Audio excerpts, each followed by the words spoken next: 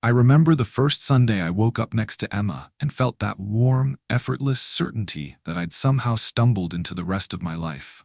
3 years later, almost to the day, I opened my eyes to the same ceiling fan, the same early June sun, and the same soft breathing beside me.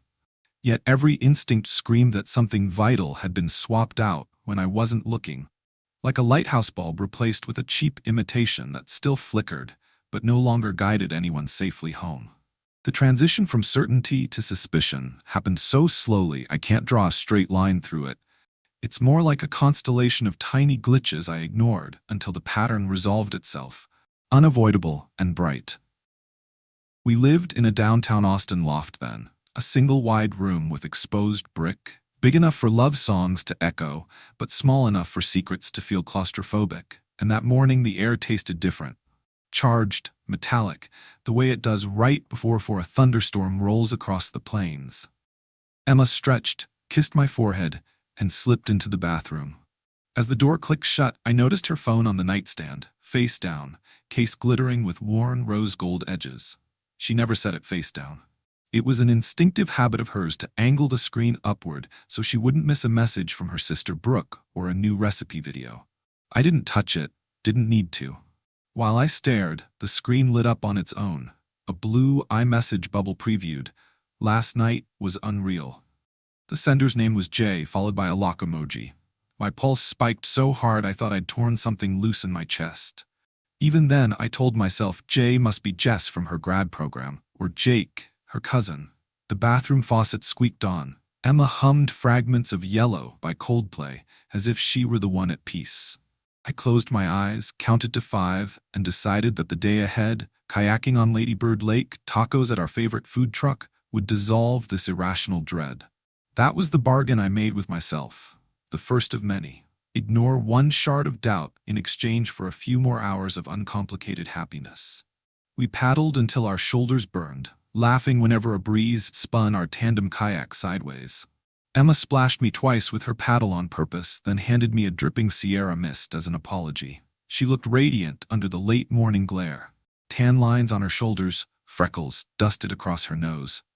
I convinced myself no one wearing that open, sun-dazed smile could be hiding anything dark, and for a while the lie fit as comfortably as my life vest.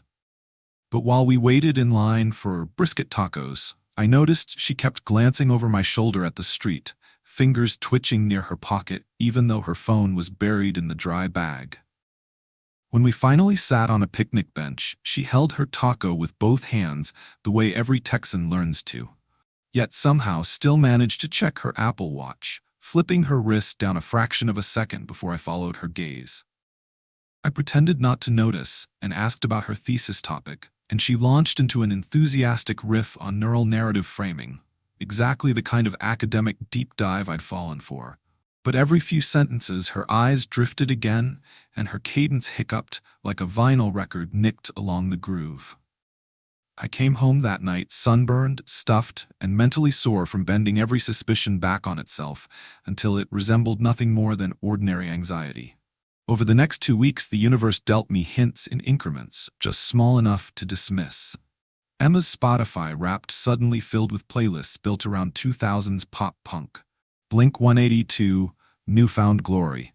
Music she'd always teased me for liking until now. She came home late from the campus library reeking of unfamiliar cologne that clashed with her lavender shampoo. Once, sprawled together on the couch, I shifted and felt her tense the way someone does when they accidentally brush against a bruise, though my hand had only found her waist. I asked if something was wrong. She smiled too quickly and kissed me hard enough to fog my glasses, and I let the moment drown the question. I'm not proud of how long that strategy worked. The dam finally cracked on a rain-glossed Thursday. I'd left work early because a critical deploy was postponed, and I stopped by Whole Foods to surprise Emma with her favorite lavender honey shave. I pushed open our loft door and called a hello that ricocheted unanswered off brick. Her shoes were in their usual spot, backpack strewn on the entry bench, laptop open on the kitchen counter. The screen showed a half-price books receipt sent to her email. Titles included The State of Affairs by Esther Perel and What Twisted the Knife, Tiny Beautiful Things. I grinned despite myself, thinking she was planning some heartfelt gift. Then from the bedroom came a muted laugh, Emma's, and a lower male voice I didn't recognize. My body moved before my brain caught up. 3 steps, hand on the half-closed door. Push. Inside, Emma sat cross-legged on the bed wearing my faded UT hoodie and earbuds, her MacBook balanced on her knees for a Zoom study session. Relief hit first. No stranger in the room. Yet my gaze snagged on the hoodie pocket. Her phone peeked out, screen unlocked, FaceTime call paused to Jason M. My breath caught. She'd told me about a Jason in her cohort. Nice guy, married, study buddy. But if he was calling, why was his picture missing from the screen time widget? Why was the call minimized behind Spotify? Emma's eyes widened when she saw me. She yanked the earbuds free, stammered that her group was brainstorming late citations. I asked why she'd paused a video call to someone who wasn't in the group chat. She fumbled for an answer. I watched a drop of rain slide down the window behind her, tracing a jittery path like a lie losing traction. For 3 days we danced a careful waltz around each other, routine steps masking riptide currents. My heart did this lunatic thing where it argued both sides. Either Emma was cheating and I deserved the truth, or she wasn't, and my suspicion would wreck the best thing that ever happened to me. I oscillated so violently I gave myself literal vertigo. Once I sat down at work and the room spun, fluorescent lights strobed into pinwheels. That night I asked if she wanted to watch The Office reruns. I actually promised Brooke I'd FaceTime her, Emma said, thumb already on her phone. I nodded, microwaved leftover pad thai, and ate alone while she talked behind the closed bathroom door. I didn't press my ear to the wood. I didn't have to. Every few minutes her laugh twisted into a half-strangled whisper, and each inflection made less sense than the last. Friday after midnight, I lay awake, listening to traffic hum 6 floors below. Emma's breathing beside me was deep, measured. The breath of someone who trusts their world is intact. My phone screen glowed ghost blue in the dark. I typed, "What to do when you think your girlfriend is cheating," into Reddit, scrolled our surviving infidelity until 4 a.m., and emerged dizzy with anecdotal proof that secrets leak eventually if you stop sealing the cracks for them. I promised myself one final thing. If I caught her hiding even the smallest detail again, I'd confront her without apology. Monday fulfilled that condition before noon. I'd set my lunch break to coincide with hers and texted to meet at a food truck near campus. She replied, "Running late, lab fiasco, love you." 15 minutes later, my coworker Dylan sent a Snapchat from a coffee shop 3 blocks north. Emma at a corner table, backlit by fairy lights, leaning across to show her phone screen to Jason. Dylan assumed it was cute that we'd chosen surprise midday dates. He added, "Y'all are goals." I stared at that screenshot until the beta fish of rage unfurled its fins in my gut. When Emma finally arrived at the truck, hair still glossy like she'd just left a salon, I asked how the lab fiasco went. She spun some story about mislabeled vials. I nodded, slid her taco basket across, and felt something inside me settle with cold certainty. The lighthouse bulb was dead. I'd love to report that I confronted her right then, demanded answers with righteous clarity. Instead, I carried our mutual lie another 3 days because I'm both coward and optimist. The real showdown happened the night of my mom's birthday dinner. We'd promised to FaceTime from the rooftop of our building with the skyline blazing behind us. Emma said she needed a quick shower first. 30 minutes ticked by. When she emerged wrapped in a towel, I noticed a faint purple mark at the juncture of her neck and shoulder. She saw my eyes fix on it. "Iron burn from curling wand," she blurted. The towel slipped enough to reveal another mark lower down, matching shape, different hue. Something primal snapped. I asked outright, "Is Jason more than a study buddy?" Emma's lips parted, soundless, like I'd punched the air from her lungs. That silence said everything. I walked into the living room, dialed my mom, wished her happy birthday alone. I held the phone steady, though my hands shook so violently the FaceTime blur looked like underwater footage. Emma and I talked until dawn while June rain sheeted against the windows. She cried, swore she loved me, insisted it only happened twice, both times after too much wine, and didn't mean anything. She blamed pandemic isolation, academic stress, my long work hours, our fading novelty. I heard all of it like radio static, heart translating each excuse into a single immutable fact. Trust had bled out on the hardwood between us. At some point she tried to hold my hands. I flinched as if from an open flame. That reflex flayed her worse than any accusation. Around 5 a.m. she fell asleep on the couch, tear tracks drying into salt. I stared at the skyline until sunrise erased the city's neon smears. I packed a duffel with 2 days' clothes, laptop, toothbrush, and walked out without leaving a note, because nothing on paper could convey the ragged gap where our future had been. I crashed on Dylan's futon, pretended the lump in my throat was seasonal allergies, and still answered Emma's texts, brief, factual, no warmth, because I couldn't yank all our entangled threads at once. She begged for counseling. I agreed to one session, curious whether a stranger could solder the severed artery.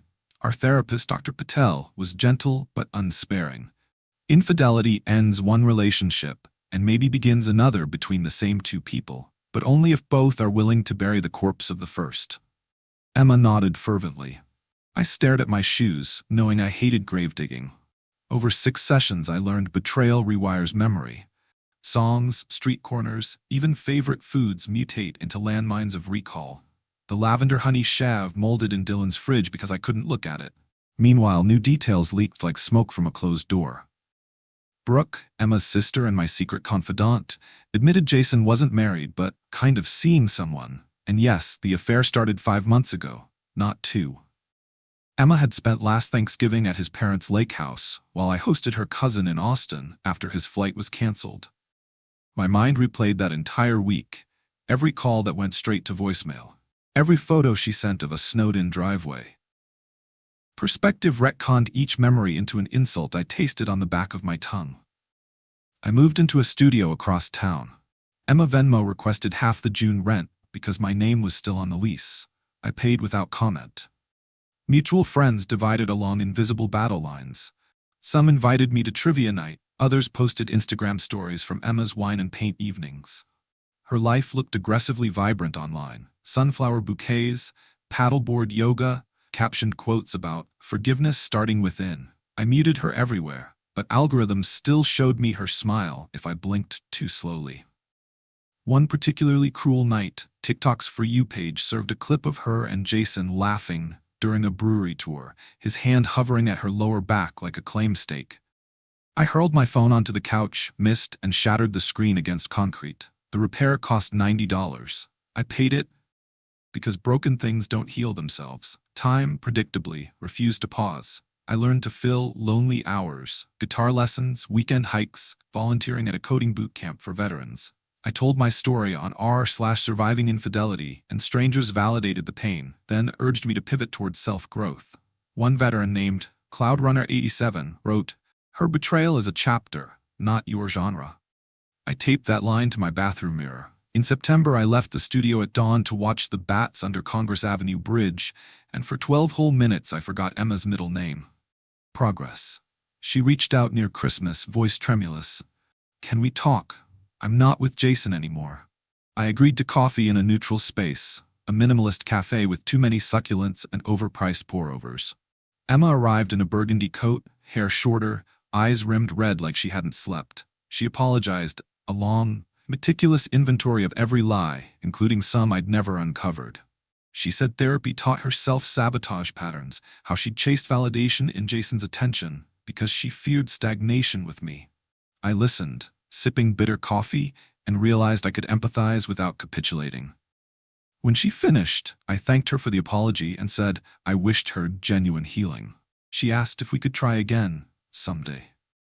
I said the best version of us lived only in the past, and I planned to honor that couple by letting them rest.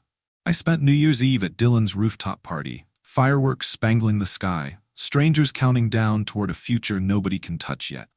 At midnight, I toasted to blank pages. My phone buzzed. A notification from the Calm app reminded me to breathe. I laughed, an unbroken sound, sharp with relief, and inhaled Austin's cold, cedar-scented night as if my lungs were brand new. When I exhaled, I pictured the breath carrying every leftover fragment of us into the dark, where it could drift until it dissolved. If somewhere out there Emma watched the same fireworks, I wished her light too, not as a beacon guiding her back, but as proof we had both survived the long storm and reached separately the shore. I woke the next morning to soft winter sun slipping between blinds in my new one-bedroom apartment. Modest, high ceilings, no memories embedded yet. While coffee brewed, I opened my laptop and drafted a list titled, "Things That Are Mine Again." It started simple. Sunday mornings, my playlists, the space in my brain reserved for joy without contingency. I added, kayaking last, followed by a question mark. The river still felt radioactive. But later that week, bundled in fleece, I hauled a rented paddleboard onto the lake. The water's glassy expanse reminded me of our first date. If I looked past the ghosts, I pushed off, kneecaps wobbling, breath fogging. Around the first bend, a great blue heron took flight, wing beats slow and sure, the kind of ordinary miracle I'd started noticing again because nothing tugged my focus elsewhere. I paddled until my arms trembled, pulled onto shore, and sat on cold sand while sunset bled orange over skyscrapers. I texted Brooke a picture. She replied, "Proud of you, Luke." 2 minutes later, another ping. An unknown number. Message preview reading only, "Hey." I deleted it unopened. Boundary setting. Tangible progress. Spring rolled into Austin on scented winds, painting the city in prickly pear blooms. I joined a climbing gym, met people whose histories didn't intersect mine. Marcus, a paramedic with an encyclopedic knowledge of 80s anime. Priya, a UX designer who laughed like each inhale surprised her. Elena, a high school Spanish teacher who roped up with me on my first outdoor climb at Reimer's Ranch. One Saturday night, after a group bouldering session, we sprawled on crash pads eating takeout and swapping stories about breakups worse than mine. When I mentioned the lavender honey chev, Priya wrinkled her nose, said, "Dude, you're officially better than goat cheese nostalgia." We laughed until the gym staff flicked the lights. By May, I could pass entire workdays without the phantom ache of betrayal flaring. Git commits, stand-ups, lunch runs, they stacked like bricks in a wall separating then from now. On the anniversary of Emma's confession, I bought myself a record player and a used copy of Blink-182's Enema of the State, blasted it while assembling IKEA shelves, and felt no sting in the pop-punk chords. Nostalgia reclaimed. That night, windows open, city humming, I journaled. Love is not a lighthouse, it's the sea itself. Sometimes calm, sometimes a riptide, always shifting. If you anchor to one wave, you drown when it breaks. I don't know if that's profound or pretentious, but writing it down felt like staking a flag on the far side of grief. The next week, Dylan texted a screenshot. Emma's Instagram story announcing a move to Seattle for a PhD. Her caption, "Chasing New Horizons." My reaction surprised me. No anger, only mild curiosity about the weather she'd find. I wished her silent good luck and slid the notification away. June again. 365 days since the morning I saw that blue bubble on her lock screen. I celebrated by buying tickets to a comedy show and inviting Alina. We laughed until cheeks hurt, shared churros afterward, and when she brushed cinnamon sugar from my beard, I let the gesture linger. Nothing monumental, just two people open to possibility. Walking her to her car, I realized the sky no longer resembled a storm warning. It looked like ordinary summer night, stars faint, streetlights buzzing, the world steady beneath my feet. Back home, I scrolled through a note labeled "Contracts I Keep with Myself," drafted months earlier during therapy. Clause 1. Never ignore the first glitch in your gut. Clause 2. Choose honesty, even if it detonates comfort. I tapped Edit, appended Clause 3. Forgive myself with the same energy I once spent forgiving others. I hit save, slid the phone face down, not to hide anything, but because I'd learned some screens deserve rest too. In the hush that followed, I heard only my heartbeat, unhurried as tide against a pier, and it sounded, finally, like my own.